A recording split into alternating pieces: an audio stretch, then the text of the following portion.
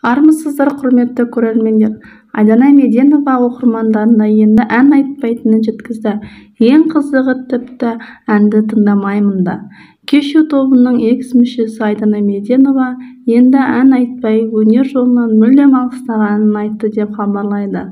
Ол өзінің Instagram парақшасында оқырманнан келген "енді ән айтпайсыз ба?" деген сұрағына жауап беруді жөн көрген.